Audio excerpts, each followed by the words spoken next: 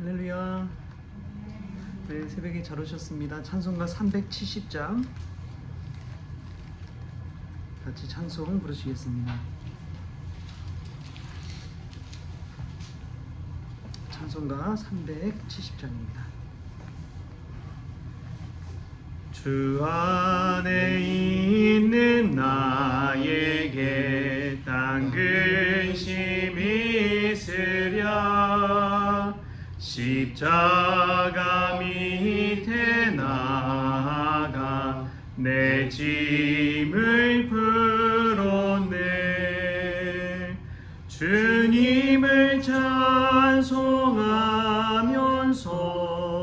할렐루야 할렐루야. 내 앞길 멀고 해도 나 주님만 따라가리. 그 두려움이 변하여 내 기도 되었고, 전날의 한숨 변하여 내 노래 되었네. 주님을 찬송하면서 할렐루야 할렐루야. 내 앞길 멀고 해도 나 주님만 따라가리. 내 주는 자비하셔서 늘 함께 계시고, 내 궁핍함을 아시고 늘 채워주시네. 주님을 찬송하면서 할렐루야 할렐루야. 내 앞길 멀고 해도 나 주님만 따라가리. 내 주와 맺은 언약은 영불변하시니, 그 나라 가기까지는 늘 보호하시네. 주님을 찬송하면서 할렐루야 할렐루야.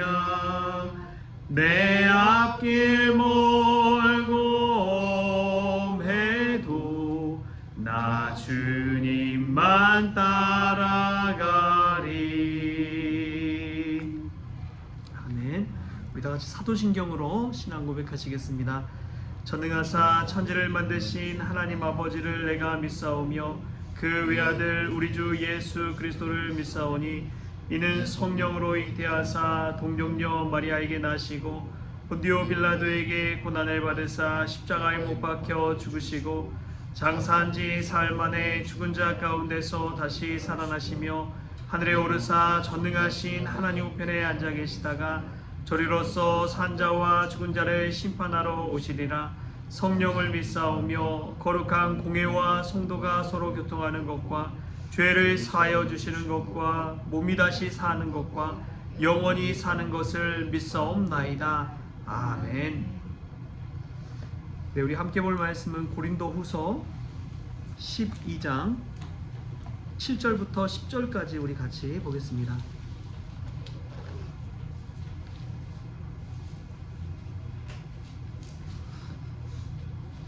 고린도후서 12장 7절부터 10절까지의 말씀입니다. 우리 같이 읽겠습니다. 여러 계시를 받은 것이 지극히 크므로 너무 자만하지 않게 하시려고 내 육체의 가시 곧 사탄의 사자를 주셨으니 이는 나를 쳐서 너무 자만하지 않게 하려 하심이라. 이것이 내게서 떠나게 하기 위하여 내가 3번 주께 간구하였더니 나에게 이르시기를 내 은혜가 내게 족하도다. 이는 내 능력이 약한 데서 온전하여 짐이라 하신지라. 그러므로 도리어 크게 기뻐함으로 나의 여러 약한 것들에 대하여 자랑하리니 이는 그리스도의 능력이 내게 머물게 하려 함이라. 그러므로 내가 그리스도를 위하여 약한 것들과 능욕과 궁핍과 박해와 공고를 기뻐하노니 이는 내가 약한 그때의 강함이라. 아멘. 할렐루야. 오늘 말씀 가운데서 귀한 은혜가 저와 여러분에게 있기를 바랍니다. 새 하나님께서 주신 은혜가 저와 여러분의 삶 가운데 풍성하길 주님의 이름으로 축복합니다. 어느덧 새해가 밝고 1월 2일입니다. 가장 먼저 한 것이 무엇일까 생각해 보니까 정리정돈이 아닌가 싶어요. 새로운 것을 시작하기 위해서는 늘 무언가를 정리정돈해야 됩니다. 내 마음에 남아있던 앙금들, 내 마음에 있는 상처들, 내가 과거에 연연하고 붙잡혀 있는 것들을 다 정리하는 것뿐만 아니라 실제적으로 내가 늘 거하고 있는 삶의 자리를 정돈하는 것이 중요합니다. 그래서 저도 책장에 있는 1년 동안 읽었던 책 그것들을 다 빼고 빈 공간으로 남겨뒀어요. 사람이 그렇더라고요. 비워야지 다시 채울 수 있는 것입니다. 아무리 채워 있으면 다시 넣으려고 넣을 수가 없는 거예요. 빈 물컵에 물을 채우듯이 올 한 해 먼저 하나님 앞에 우리 자신을 비우고 우리를 채워주시는 하나님의 은혜를 받을 수 있기를 부탁을 드립니다. 오늘 말씀 보면은 사도 바울이 은혜 받는 비결에 관해서 우리에게 알려주고 있습니다. 그게 무엇이냐? 자신의 약함을 자랑한 것입니다.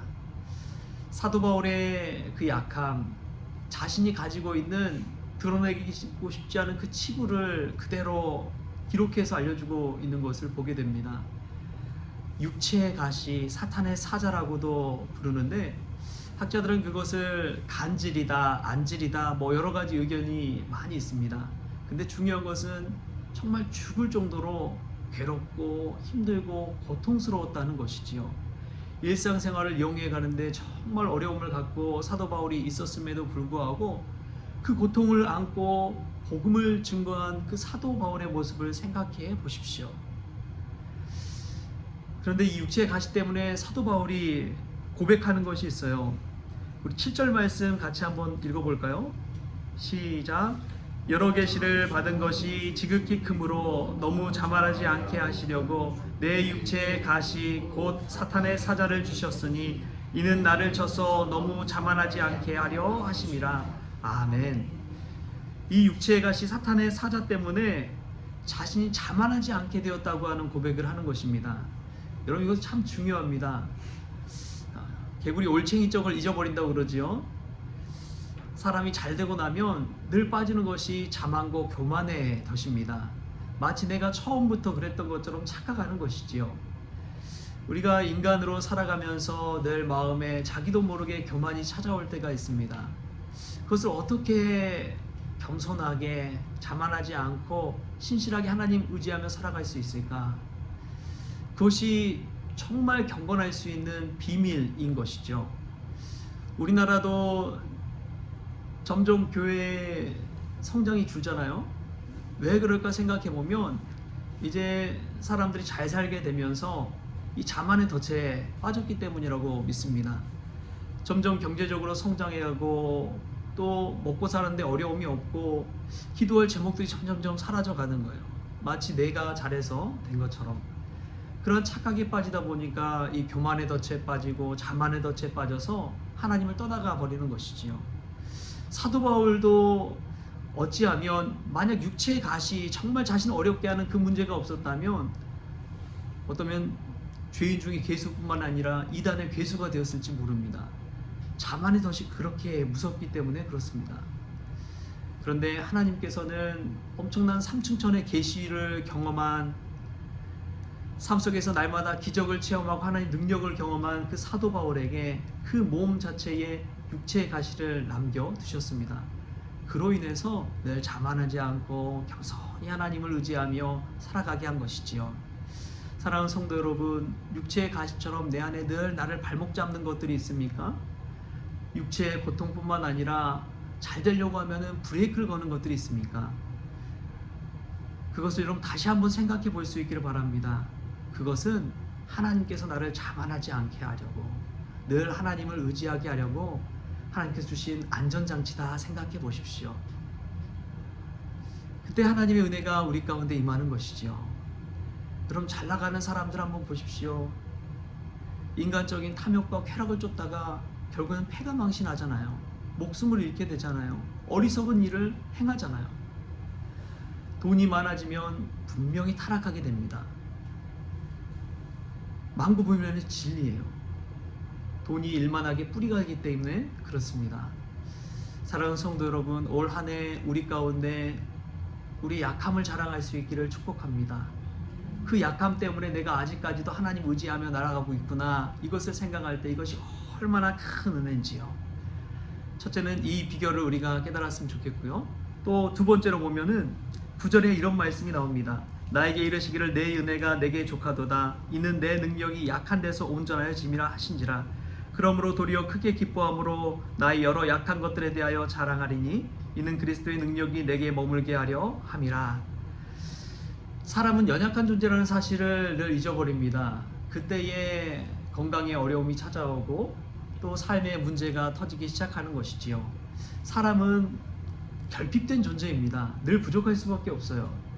부부 사이도 그렇고 부모 자녀 사이도 그렇고 사람과의 관계가 그럴 수밖에 없습니다. 그렇기 때문에 나 혼자는 부족하기에 하나님께서 아담 곁에 하와를 창조해 주셨습니다. 그리고 내 곁에 많은 사람들을 붙여주셨죠. 사도 바울은 그런 은혜를 많이 누린 사람입니다. 그럼 사도 바울의 일생을 제가 공부를 참 많이 했는데, 이 바울의 일생을 돌이켜보면 바울 곁에는 하나님께서 늘 붙여주신 동역자들이 있었어요. 바울 혼자서 한 것이 절대 아닙니다. 사역 초기에는 바나바를 통해서 이 사울이라는 바울을 세워가셨고요.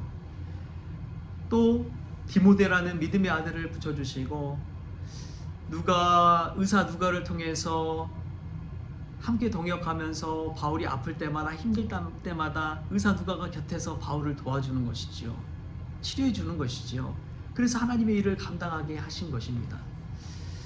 여러분, 마찬가지입니다. 저희들의 삶 가운데서도 올 한 해 하나님께서 바울에게 바나바를, 디모데를, 누가를, 브리스길라와 아굴라를 붙여주셔서 하나님의 사역을 감당하게 하신 것처럼 우리 곁에 많은 동역자들을 통해서 온전케 하신다는 사실을 기억하십시오.